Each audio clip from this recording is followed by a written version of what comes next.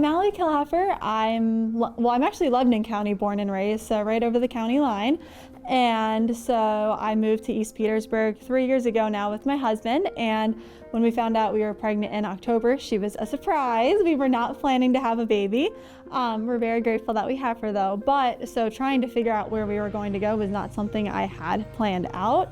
I actually was supposed to see UPMC for an endometriosis surgery 2 weeks before. 2 weeks before we found out we were pregnant with her. Like, okay, well, I love the care I had already been receiving at UPMC. I've only ever heard great things about UPMC Lititz for their birthing center. I'm actually an EMT and so is my husband. And so it kind of all worked out and it was meant to be. And UPMC Lititz said, sure, come on in. And so we kind of stuck with them ever since. And now here we are, and I delivered her in June. I was 39 weeks and I was seeing Lancaster MFM as like my weekly ultrasounds because we were having some issues with her growth during the pregnancy. And so I was expecting to fully go to term, like 40, 41, 42 weeks. And then I had a scan on Friday and they were like, actually, no, there's some major blood flow issues going on here.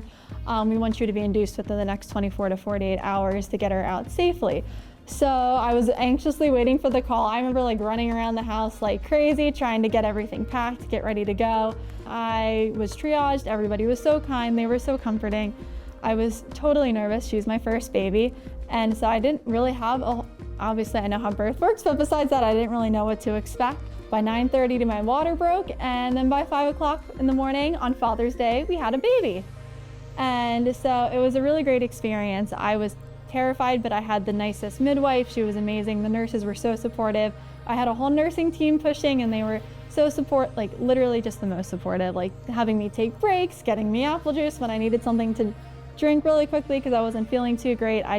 They were the best, and I could not have done it without them. Well, she was born blue, like cyanotic. She wasn't breathing. So it took a little minute there for them to stabilize her and to stimulate her to breathe. So that was the scariest. It was probably only 30 seconds to a minute of my life, but she came out like super blue. Thank goodness. Everything worked. They cut the cord, they went over, they stimulated her. They probably had her for a good 5 minutes before I was finally able to hold her.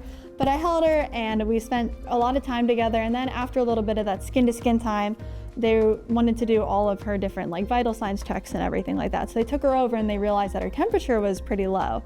And so they kept her on the warming bed. And basically we just alternated between the warming bed and my chest probably for 6 or 7 hours before. She was also acting very jittery and kind of shaky and off. So one of the nurses was like, I think we really need to check her blood sugar. Dana, she was an amazing nurse. They had switched then to the day shift nurse.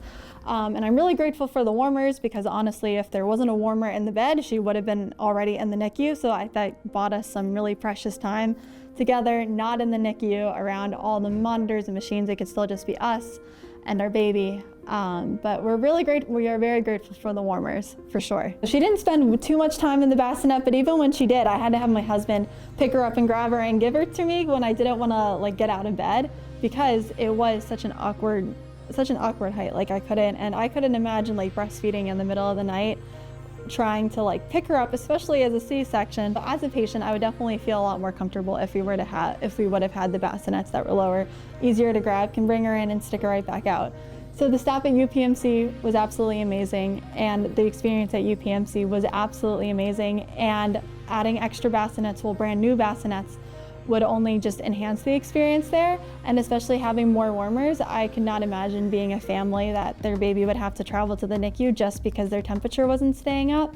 Please donate because the families who are going to use them are really going to appreciate it, updated equipment. And you never know, especially as a NICU family, when you're going to be a NICU family.